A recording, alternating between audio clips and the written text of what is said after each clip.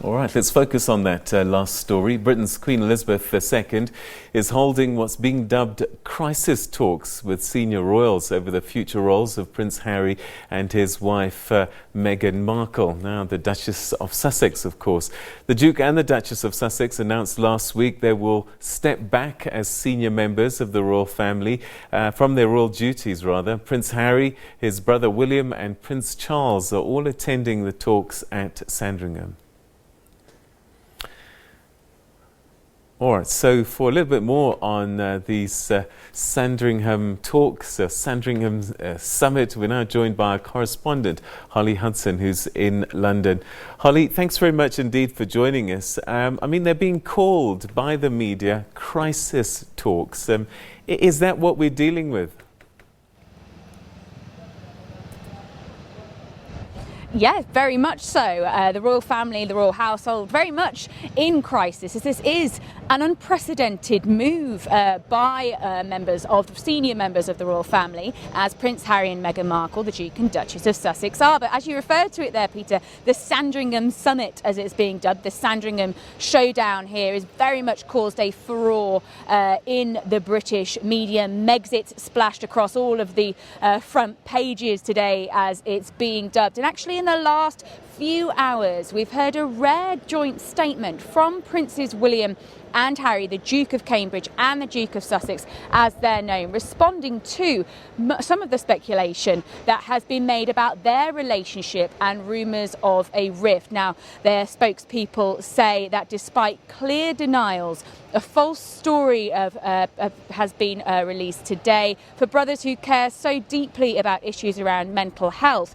Use of inflammatory language is offensive and potentially harmful. So interesting, really, this joint statement, the brothers standing together to make this rare statement ahead of the crisis talks, as you say, taking place at the Queen's private estate in Sandringham. She summoned Prince Charles, Prince William and Prince Harry there to thrash out solutions to this crisis, to this issue that Prince Harry and Meghan Markle, their announcement, of course, bombshell announcement they made last week, that they want to step back from their royal duties, split their time between the UK and North America and become financially independent. All of these issues are set to be on the table, all on the agenda, what will happen in regards to their funding, their finances, their security, and what royal duties they will continue to carry out alongside the professions, their own professions that they clearly want to pursue. They put it, the way they describe it, is carve out a progressive new role within this institution. But of course, the wants of the Duke and Duchess of Sussex need to balance against the needs of the monarchy. Now, we know the Queen wants to work at pace to find a workable solution, and at the palace have themselves said that these are complex issues because, as I said, this is an unprecedented move on behalf of Prince Harry and Meghan Markle. This new sort of brave new world as such could lead to a brave new world for the monarchy, and it really does raise questions about what it means to be a royal in the 21st century here in the UK. All right, so it is quite complex, and I guess the comparisons will be made to the last time they had this kind of crisis, Wallis Simpson and King Edward abdicating from the throne. Is it on the same magnitude or not?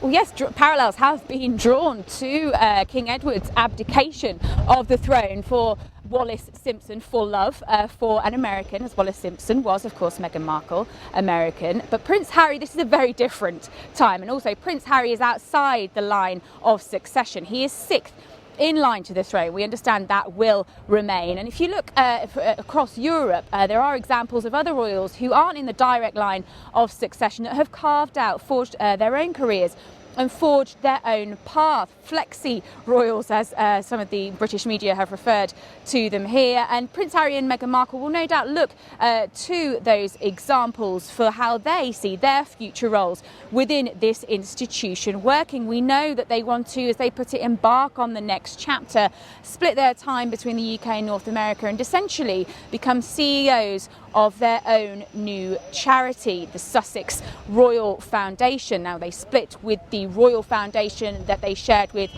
Prince William and Kate Middleton last year, and they've always wanted to do things differently. They've always emphasised their desire for privacy, of course, with regards to not just their own private lives, but baby Archie as well, really breaking the mould, breaking with royal tradition regarding his birth. They didn't present him outside the Linday wing of St Mary's Hospital as Prince William and Harry's mother, Princess Diana, had done. And Meghan Markle, of course, has also suffered under the spotlight as a new mother. We heard her talk about that in a documentary aired here in Britain last year that was filmed during their royal tour of South Africa last year. In terms of public support, that has created a lot of sympathy, a lot of people supporting their move to sort of pursue independence from the royal family as a result of that media scrutiny, try and change their relationship with the media. Of course, we have to also take into account Harry's relationship with the media and his mother, Princess Diana's as well, whether that could have played a part in this decision. But the Queen will no doubt be keen to try and contain this. This comes off, of course, after a very difficult year for the royal family following Prince Andrew's step back from royal duties as a result of the controversy surrounding his association with the convicted paedophile Jeffrey Epstein. And the way that the Queen and the monarchy respond to this and this new working model for Prince Harry and Meghan Markle may well determine the future of the monarchy. It could well set a precedent for future young royals as well.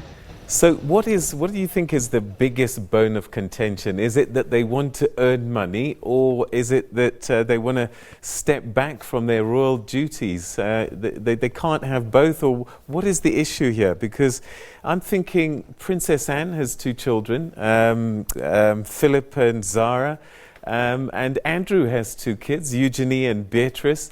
Why are they treated differently?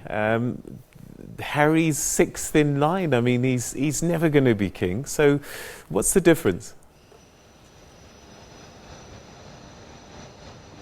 Well, exactly. That's, as I say, in relation to sort of examples when you look across Europe, in Norway and Sweden, other royal families, of course, have carved out their own careers and made their own sort of roles. The Duke and Duchess of Sussex do say that they want to continue to honour their duty to the Queen, the Commonwealth and their patronages. But it's all about the balance, really, how that balances against how many royal duties they will continue to carry out and, of course, their own commercial endeavours, how much money they will earn. And money is a big issue here, how much the taxpayer will continue to fund their lifestyle, of course, if they do split their time, as they say they desire, between the UK and North America. Now, they say the Duke and Duchess of Sussex have tried to provide some clarity on their new website, the Sussex Royal, whereby they say that they will no longer receive what's known as the sovereign grant. Now, that's money given by the government to the monarchy to carry out royal duties. But the majority of Prince Harry and Meghan Markle's income comes from what's known as the Duchy of Cornwall estate, essentially Prince Charles' estate. It's unclear whether he will cut them off from that. They also say that they will no longer enjoy tax privileges. There's questions surrounding that and who will foot the bill for their security. They are, of course, classed as very important people in terms of their security and police protection. The Home Secretary, Priti Patel, here in the UK, it's believed, has tried to take part in these discussions previous to these talks today to try and figure out the possibilities there. A range of possibilities expected to be presented at Sandringham today that royal aides and civil servants have worked over the past few days to come up with to try and figure out this sort of brave new world for Prince Harry and Meghan Markle. As well as the money, of course, there are questions surrounding their royal duties. Prince Harry set to take part in his latest royal duty on Thursday here at Buckingham Palace, doing the draw for the Rugby League World Cup. Will he continue to do things like that? Will that be scaled back?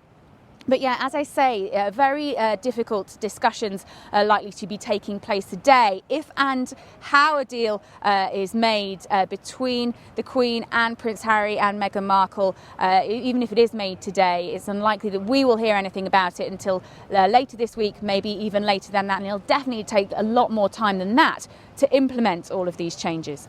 All right, Holly Hudson, we're going to leave it there, but we'll certainly keep tabs with you on this royal crisis that's unfolding, and one that the Queen needs to manage. And of course, this is an interesting thing, because there are people in Britain who don't want the monarchy anymore. There was a poll that was done quite a few years ago, and it said that 76% wanted the monarchy to continue, and just 18% were against it. So perhaps this might fuel some flames of trying to get rid of the monarchy and set up a republic, but it's unlikely. But we'll see. We'll keep you up to date with those developments as they come through.